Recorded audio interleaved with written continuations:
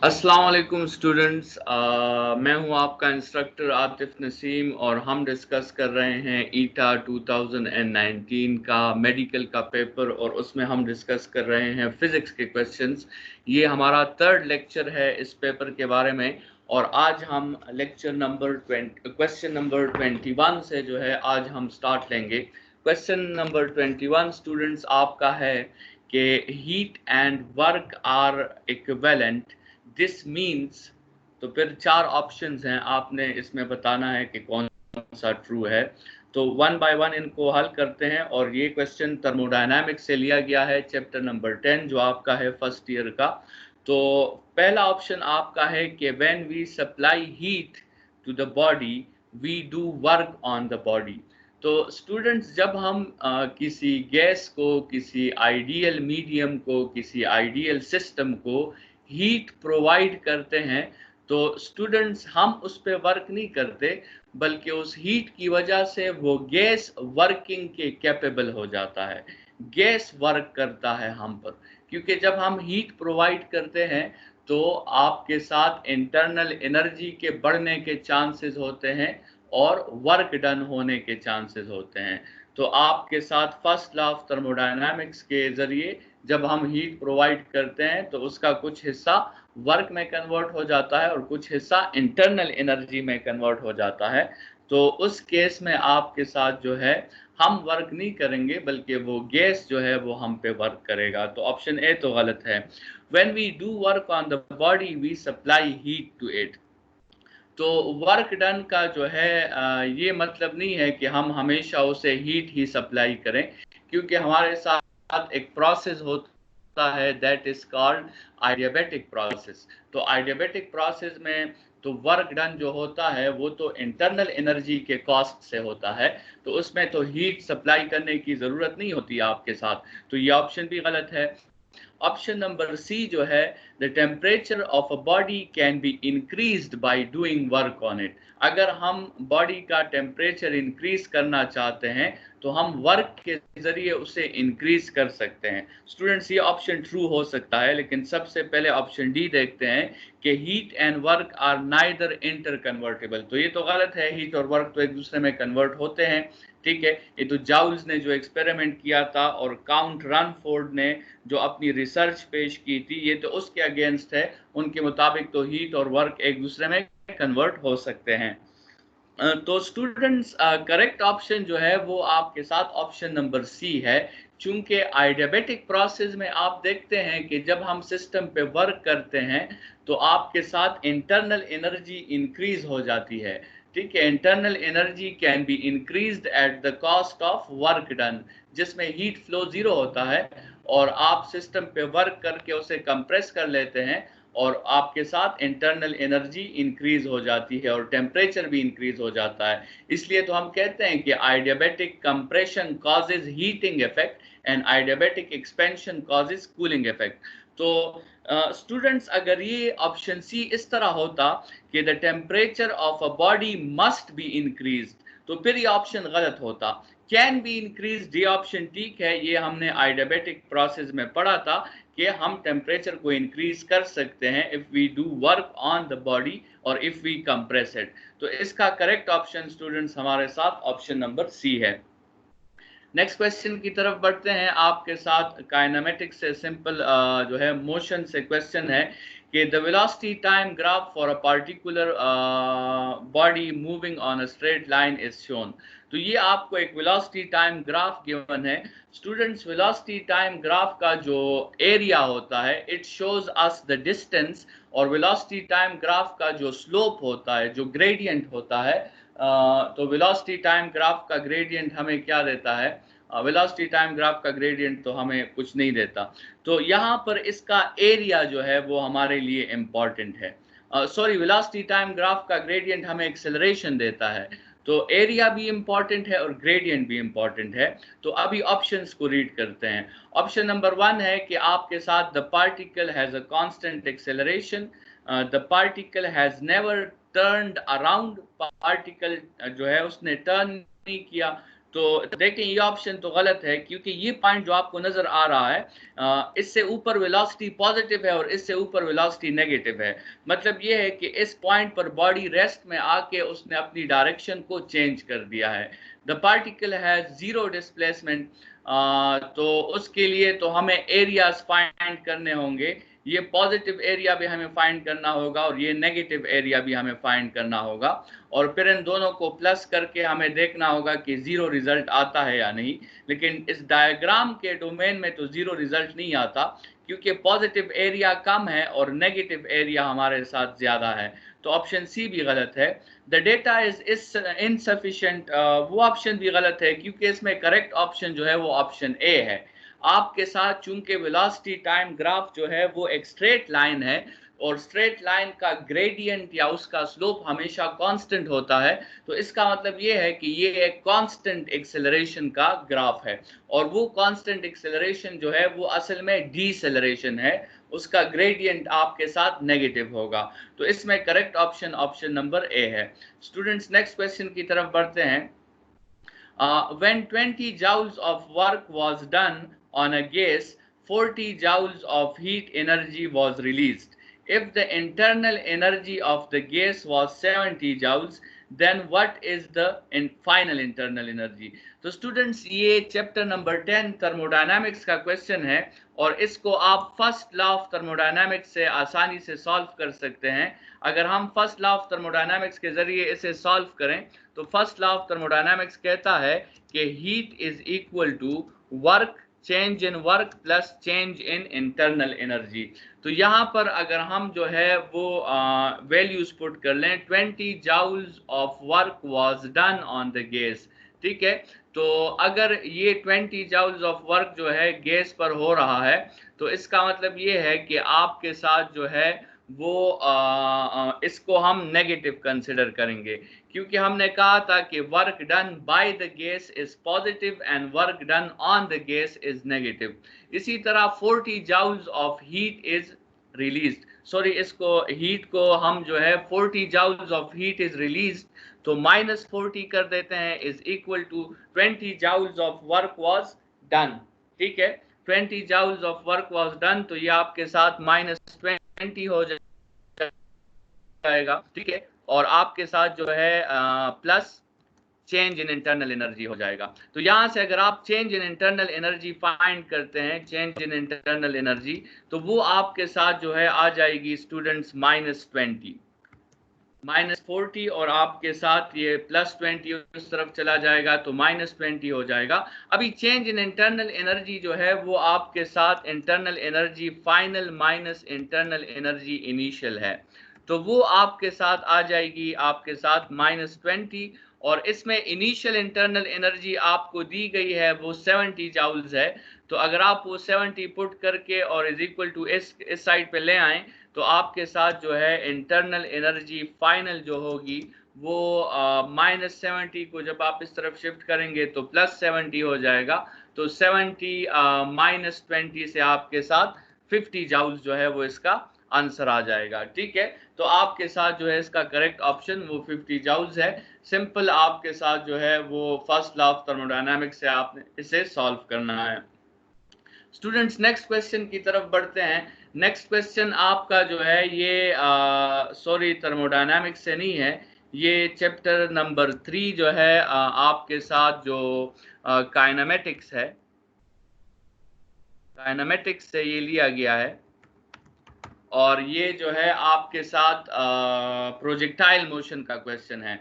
Students question ये है कि the time require by the projectile to reach the summit point, to reach the maximum point, वो time क्या होगा? तो ये आप इजीली अपने प्रोजेक्टाइल के फॉर्मूला से लिख सकते हैं।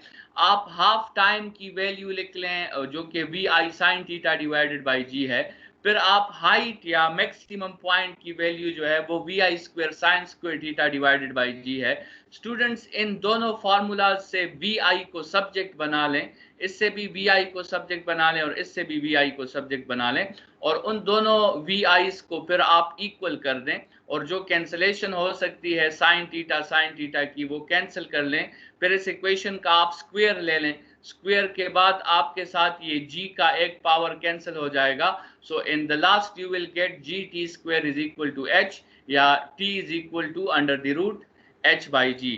तो ये ऑप्शन आप देखें तो इसमें आपके साथ ऑप्शन नंबर डी जो है वो करेक्ट ऑप्शन है। तो 24 में आपके साथ option number D correct option है। स्टूडेंट्स नेक्स्ट क्वेश्चंस की तरफ बढ़ते हैं, और ये फिर आपके सेकेंड ईयर का डोमेन शुरू हो जाएगा, क्योंकि फर्स्ट ईयर के तकरीबन 24-25 क्वेश्चंस हमारे हो गए हैं। अभी ये बाकी क्वेश्चंस जो हैं ये सेकेंड ईयर के बारे में हैं। तो सेकेंड ईयर के बारे में सबसे पहला क्वेश्चन है कि what is the dimension of electric dipole.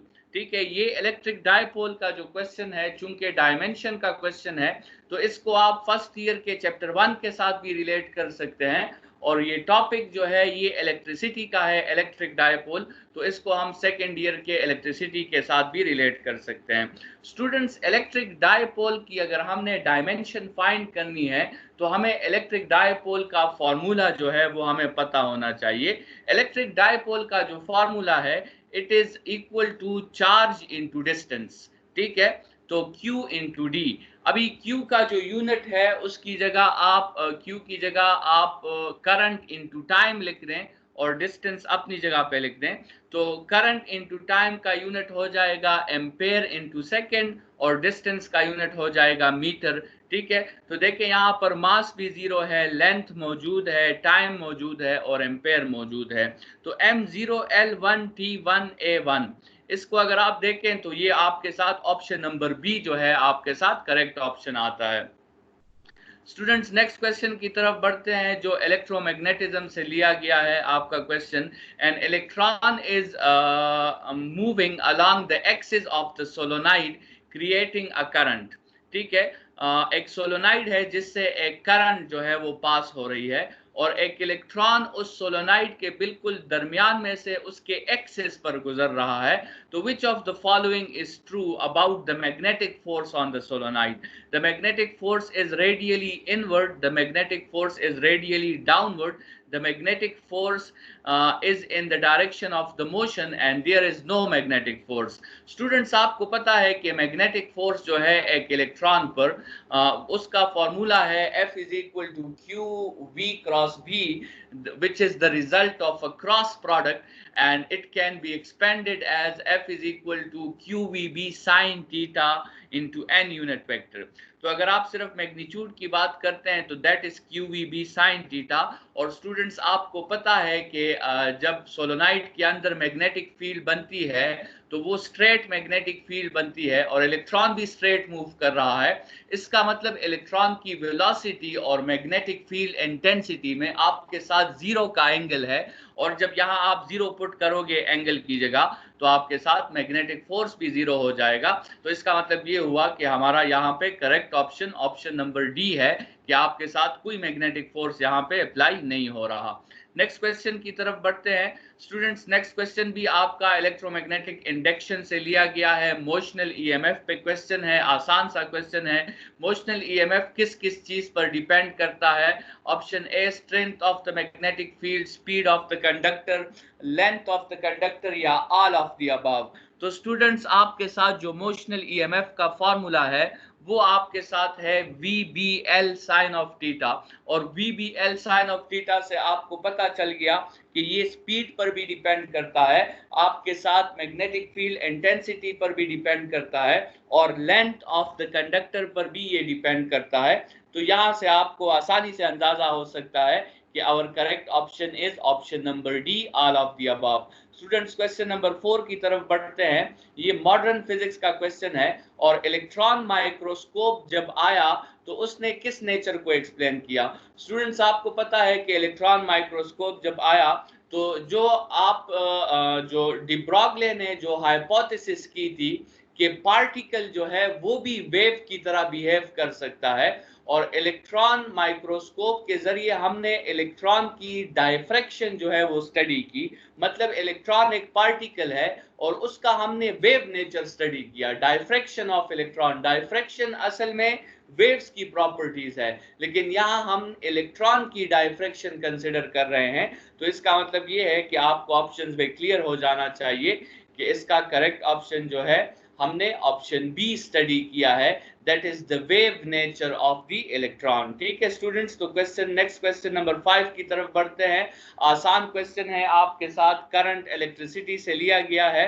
अगर आपके साथ एक बैटरी है और उसका ईएमएफ आपके साथ 12 वोल्ट है और उसकी इंटरनल रेजिस्टेंस जो है, यहाँ तो उन्होंने 5 × 10 लिखा है, लेकिन ये इससे मिसप्रिंट हुआ है। इसको मैंने कंसिडर किया है 5 × 10⁻²। ठीक है, वरना ये कोई ऐसी अहम बात नहीं है, जो भी वैल्यू होगी आप उसे कंसिडर कर लेंगे। और फार्मूला जो है या इस क्वेश्चन का थीम समझना वो इंपॉर्टेंट है। If it draws 60 amperes current, then the terminal potential difference of the battery will be। Students, हमारे साथ जो है क्लोज सर्किट में जो ईएमएफ और टर्मिनल पोटेंशियल डिफरेंस का फॉर्मूला है, वो आपके साथ है EMF is equal to terminal potential difference plus drop on the internal resistance. तो अगर आपने इससे टर्मिनल पोटेंशियल डिफरेंस फाइंड करना है तो आपका फॉर्मूला हो जाएगा EMF minus drop on the internal resistance. तो ईएमएफ 12 वोल्ट्स है और drop on the internal resistance को आप आईआर के फॉर्मूला से मल्टीप्लाई कर सकते हैं, फाइंड कर सकते हैं। तो 60 × 5 × 10⁻² आप कर लें और इस आंसर को 12 से सब्ट्रैक्ट कर लें, तो आपके साथ टर्मिनल पोटेंशियल डिफरेंस की वैल्यू जो है वो आपके साथ 3 वोल्ट्स आती है। तो ये हमारा जो है क्वेश्चन नंबर 15 हमारे साथ, ये क्वेश्चन नंबर 5 ये है। क्वेश्चन नंबर 6 की तरफ बढ़ते हैं। आपके साथ इलेक्ट्रोमैग्नेटिक इंडक्शन से ये क्वेश्चन है, साइक्लोट्रॉन फ्रीक्वेंसी की बात हो रही है। आसान सा क्वेश्चन है, इसमें आपने बताना है कि इनमें से कौन सा ऑप्शन जो है वो साइक्लोट्रॉन की फ्रीक्वेंसी है। स्टूडेंट्स, साइक्लोट्रॉन एक ऐसा डिवाइस है जिसमें हम किसी चार्ज पार्टिकल को किसी खास वेलोसिटी के साथ एक मैग्नेटिक फील्ड में एंटर कर देते हैं और वो चार्ज पार्टिकल उस मैग्नेटिक फील्ड में यूनिफॉर्म सर्कुलर मोशन प्रोवाइड करता है। ठीक है, तो इसकी वर्किंग प्रिंसिपल ये है स्टूडेंट्स कि आपके साथ जो मैग्नेटिक फोर्स है वो असल में यहाँ पर सेंट्रीपिटल फोर्स का रोल प्ले कर रहा होता है, क्योंकि आपके साथ मैग्नेटिक फोर्स जो है ये हमेशा वेलोसिटी को परपेंडिकुलर होता है। So it plays the role of centripetal force. तो आप आसानी से इसके लिए फ्रीक्वेंसी कैलकुलेट कर सकते हैं। आपने करना क्या है कि आपने मैग्नेटिक फोर्स और सेंट्रीपिटल फोर्स को इक्वल कर देना है। तो आपके साथ mv² divided by r is equal to qvb या evb आप लिख दें। ठीक है, यहाँ से कैंसिलेशन करके आपके साथ आ जाएगा आपके साथ एक तो v कैंसिल कर दे तो आपके साथ mv/r is equal to eb आ जाएगा। v/r की जगह आप ओमेगा पुट कर सकते हैं, तो m omega is equal to eb। यहाँ से आप ओमेगा की वैल्यू फाइंड कर लें तो eb/m आ जाएगा और उस ओमेगा की जगह फिर आप 2πf लिख दें और वहां से f फाइंड कर लें तो आपका f होगा 1/2π EB/m। और अगर इस ऑप्शंस को आप देखें तो आपके साथ जो करेक्ट ऑप्शन है वो ऑप्शन नंबर सी है, EB/2πm। तो ऑप्शन नंबर सी जो है, this is known as the cyclotron frequency. Students, next question की तरफ बढ़ते हैं और नेक्स्ट क्वेश्चन जो है ये मॉडर्न फिजिक्स के बारे में है और ये जो है लाइट का जो पार्टिकल नेचर है उसके बारे में है।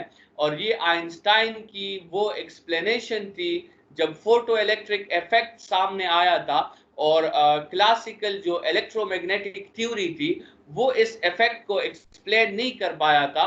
तो फिर आइंस्टाइन ने इस फोटो इलेक्ट्रिक इफेक्ट को एक्सप्लेन करने के लिए क्वांटम थ्योरी पेश की थी और वो थ्योरी जो है उसमें लाइट को एज अ पार्टिकल दिखाया गया था और उसमें दिखाया गया था कि लाइट जो है वो लाइट की जो एनर्जी है और लाइट की जो इंटेंसिटी है वो जो है वेवलेंथ या इंटेंसिटी पर डिपेंड नहीं करती बल्कि वो फ्रीक्वेंसी पर डिपेंड करती है।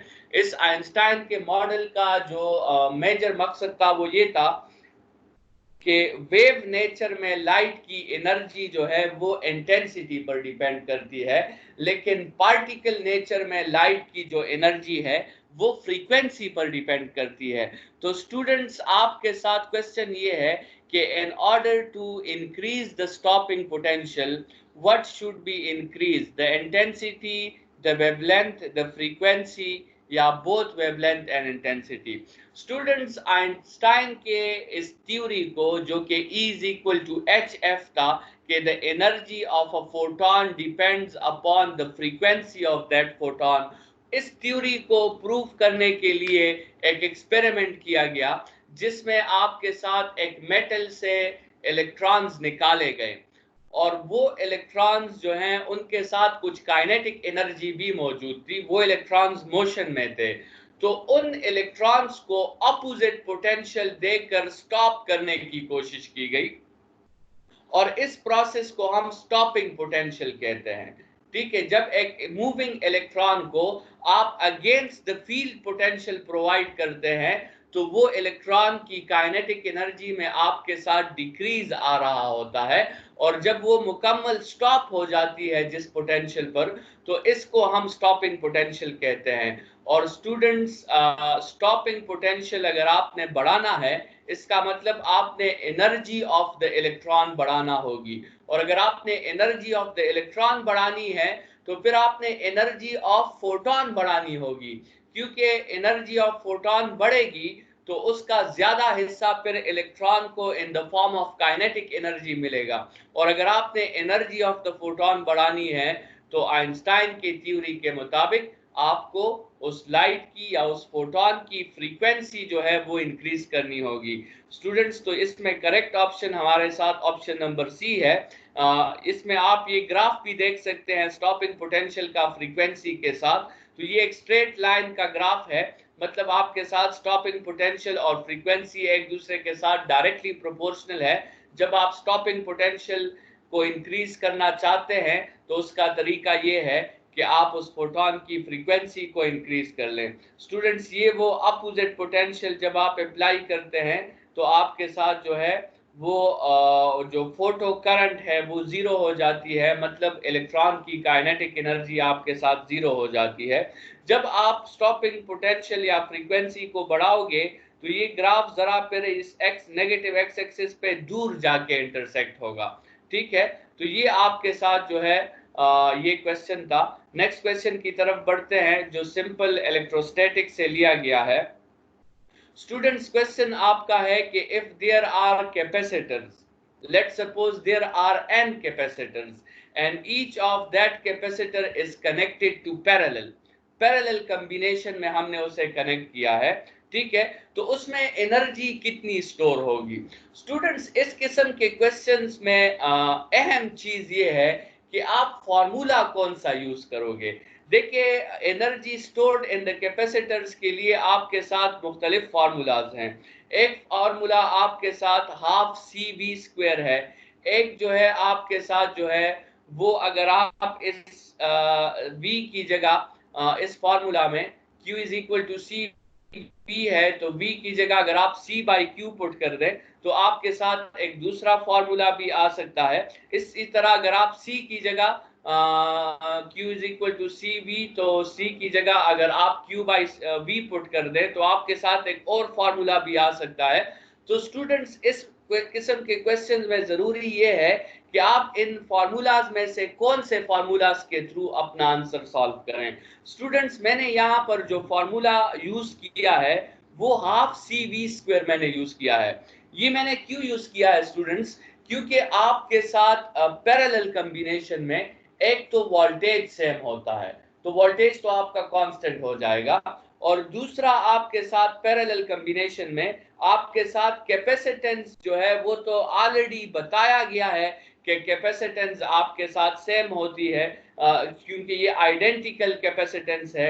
ईच ऑफ कैपेसिटी सी, मतलब सब आपके साथ आइडेंटिकल कैपेसिटर्स हैं। तो अगर इसको आप सीरीज में कनेक्ट करो, सॉरी पैरेलल में कनेक्ट करोगे तो अगर एक जो है वो half C V square energy store करेगा तो दो कैपेसिटर्स फिर 2 into half C V square store करेंगे और n कैपेसिटर्स फिर n into half C V square store करेंगे। तो इसमें करेक्ट ऑप्शन आपके साथ ऑप्शन नंबर बी है, half n C V square. ठीक है स्टूडेंट्स, तो क्वेश्चन नंबर 9 की तरफ बढ़ते हैं। प्रोपोर्शनैलिटीज का क्वेश्चन है, the electric field strength between a pair of plates is E. If the separation is doubled, the potential difference between the plates is increased by 4 factors. What is the new electric field? तो students यहाँ पर आपके साथ जो है हम एक formula use कर रहे हैं जिसको हम कहते हैं कि electric field is defined as potential gradient, मतलब electric field is equal to delta V by D. Students v को आपने 4 टाइम्स इंक्रीज कर दिया है और डिस्टेंस को आपने डबल कर दिया है। तो इस फार्मूला के मुताबिक अगर आप देखें, अगर v 4 टाइम्स इंक्रीज हो गई तो इंटेंसिटी भी 4 टाइम्स इंक्रीज हो जाएगी, लेकिन अगर d डबल हो गया तो इंटेंसिटी हाफ हो जाएगी। तो इंटेंसिटी 4 टाइम्स इंक्रीज हुई और फिर हाफ हो गई, तो इसका मतलब ओवरऑल इफेक्ट जो इंटेंसिटी पे पड़ा है वो 2 टाइम्स पड़ा है। तो करेक्ट ऑप्शन आपके साथ ऑप्शन नंबर बी है। स्टूडेंट्स क्वेश्चन नंबर 10 की तरफ बढ़ते हैं। ये भी आपके साथ प्रोपोर्शनैलिटीज का क्वेश्चन है, इसको भी आप प्रोपोर्शनैलिटी से सॉल्व कर सकते हैं। आपके साथ 2 वायर्स हैं ए और बी, दोनों के मटेरियल्स आपके साथ सेम हैं, इसका मतलब दोनों की रेजिस्टिविटीज आपके साथ सेम होंगी। Wire A has a length L and diameter R, while B has a length 2L and diameter R by 2. ठीक है, if the 2 wires are stretched by the same force, the elongation in A divided by the elongation in B is। तो हमने ये question जो है extension पर है और हम इसमें एक्सटेंशन का फॉर्मूला जो है दोनों के लिए यूज करेंगे और फिर दोनों के एक्सटेंशन के फॉर्मूलाज को हम डिवाइड कर देंगे और आपके साथ फिर इसका आंसर आ जाएगा। तो देखते हैं स्टूडेंट्स यहाँ पे क्या हुआ है। तो हिंट में आप देखें स्टूडेंट्स, आपके साथ फॉर्मूला है यंग्स मॉडुलस का, स्ट्रेस डिवाइडेड बाय स्ट्रेन, या इधर से अगर आप स्ट्रेन के लिए फॉर्मूला लिखें तो आपके साथ stress divided by Young's modulus आ जाएगा। स्ट्रेन आपके साथ इक्वल होता है x बाय एल के, मतलब extension divided by original length. Stress equal है फोर्स बाय एरिया के divided by Young's modulus. Students इस फार्मूला को अगर आप x के लिए लिख लें तो आपके साथ आ जाएगा FL डिवाइडेड बाय AY। अभी स्टूडेंट्स जैसे हमें बताया गया है कि फोर्स इज इक्वल, फोर्स जो है वो दोनों पे इक्वल है, इसी तरह यंग्स मॉडुलस भी दोनों का इक्वल है क्योंकि मटेरियल सेम है। तो इस F और यंग्स मॉडुलस को आप फार्मूला से हटा दें अपने लिए, तो आपके लिए जो न्यू फार्मूला होगा वो आपके साथ L बाय A हो जाएगा। लेकिन स्टूडेंट्स जैसे क्वेश्चन जो है वो डायमीटर पे गिवन है, तो डायमीटर के लिए फिर आप A की जगह पाई d स्क्वायर बाय 4 लिख लें और पाई बाय 4 को भी हटा दें क्योंकि वो भी आपके साथ एक कांस्टेंट एंटिटी है। तो आपके साथ x का फॉर्मूला जो आएगा वो L बाई डी स्क्वायर होगा। स्टूडेंट इस फॉर्मूला और इस प्रोपोर्शनैलिटी के मुताबिक आपने अभी दोनों के एक्सटेंशंस फाइंड करने हैं और दोनों को फिर आपने डिवाइड करना है। तो आए जरा क्वेश्चन की तरफ। सबसे पहले वायर ए की बात करते हैं। वायर ए का लेंथ L है और डायमीटर R है। तो इसका जो आपके साथ एक्सटेंशन होगी वो हम कह देते हैं कि let's suppose that is L by R square, और let's suppose L by R square को हम 1 कह देते हैं। अभी आप वायर बी की तरफ आए, वायर बी का लेंथ डबल है तो इसकी एक्सटेंशन भी डबल हो जाएगी, लेकिन इसका डायमीटर हाफ है तो एक्सटेंशन 4 टाइम्स दोबारा डबल हो जाएगी, मतलब एक्सटेंशन ओवरऑल 8 टाइम्स हो जाएगी। तो स्टूडेंट्स यहां से आपको क्लियर हो जाना चाहिए कि ए की एक्सटेंशन 1 है और बी की एक्सटेंशन 8 है। तो अगर हम इसको डिवाइड करें तो हमारे साथ करेक्ट ऑप्शन वो 1/8 आता है। स्टूडेंट्स इस किस्म के क्वेश्चंस में ये याद रखें कि अगर आपने गलती से बी की एक्सटेंशन को ए पर डिवाइड कर दिया तो फिर आपके साथ ऑप्शन डी करेक्ट आएगा। तो जो क्वेश्चन में कहा गया है वही तरीका आप अप्लाई करें। वो कह रहे हैं कि ए को बी पे डिवाइड करें, तो हमारा करेक्ट ऑप्शन यहाँ पे 1/8 ऑप्शन ए आता है। स्टूडेंट्स नेक्स्ट क्वेश्चन की तरफ बढ़ते हैं जो भी आपके साथ प्रॉपर्टीज ऑफ सॉलिड से ही लिया गया है। A wire can sustain the weight of 20 Newton before breaking. If the wire is cut into 2 equal parts, तो उसके बाद वो कितना वेट सस्टेन करेगा। स्टूडेंट्स, आपके साथ जो हमने स्प्रिंग कांस्टेंट पढ़ा था, के जो हमने पढ़ा था, वो हमने पढ़ा था कि स्प्रिंग कांस्टेंट जो है वो लेंथ ऑफ द वायर पे डिपेंड करती है, और लेंथ ऑफ द वायर के साथ वो इनवर्सली डिपेंड करती है। तो अगर आप एक वायर को दो इक्वल हिस्सों में काट दें तो आप उसके स्प्रिंग कांस्टेंट पर इफेक्ट ला सकते हैं, उसकी जो है एक्सटेंशन पर आप चेंजेस ला सकते हैं, उसकी इलास्टिसिटी पर आप चेंजेस ला सकते हैं। लेकिन स्टूडेंट्स, किसी वायर को दो जगह, तीन जगह, चार जगह पर कट करने से उस वायर की जो मटेरियलिस्टिक प्रॉपर्टी है, जिसे हम स्ट्रेंथ कहते हैं, वो चेंज नहीं होती। स्ट्रेंथ आपके साथ वो अमाउंट ऑफ फोर्स है जो एक वेट को बर्दाश्त कर सके विदाउट ब्रेकिंग। तो अगर उस वायर की स्ट्रेंथ 20 न्यूटन है, तो उसको अगर हम दो इक्वल हिस्सों में जो है काट कर देखेंगे, तब भी उसकी स्ट्रेंथ आपके साथ 20 न्यूटन ही होगी। ठीक है, 20 केजी ही होगी। तो इसका correct option option number B है। लेकिन स्टूडेंट्स, अगर ये क्वेश्चन इस तरह होता कि एक वायर की स्प्रिंग कांस्टेंट की वैल्यू के है, अगर हम इसको दो इक्वल हिस्सों में काट दें तो फिर एक हिस्से की वैल्यू 2k हो जाएगी। ठीक है, स्प्रिंग कांस्टेंट लेंथ पर डिपेंड करती है, स्ट्रेंथ जो है वो लेंथ पर डिपेंड नहीं करती। स्टूडेंट्स, इस पेपर का लास्ट क्वेश्चन है आपके साथ, और वो भी प्रॉपर्टीज ऑफ सॉलिड के लास्ट टॉपिक से लिया गया है, इलेक्ट्रोमैग्नेटिक वेव से। Which of the following is not an electromagnetic wave? और इसमें तो शायद आपको एक्सप्लेन करने की जरूरत नहीं है। साउंड जो है वो एक मैकेनिकल वेव है, एक लॉन्गिट्यूडनल वेव है, वो आपके साथ इलेक्ट्रोमैग्नेटिक वेव नहीं है। इस लेक्चर के साथ स्टूडेंट्स, हमारा जो 2019 का मेडिकल का ईटा का पेपर का, वो हमारा कंप्लीट हो गया। तकरीबन 40 क्वेश्चंस थे, जिसमें 25 क्वेश्चंस जो हैं वो फर्स्ट ईयर से थे, और ये 12 to 15 क्वेश्चंस हमारे साथ सेकेंड ईयर से थे। तो इस लेक्चर को हम यहाँ पे ख़त्म करते हैं। नेक्स्ट लेक्चर में इंशाल्लाह हम ईटा का 2019 का इंजीनियरिंग का पेपर डिस्कस करेंगे। इस लेक्चर के लिए इतना ही। Thank you students.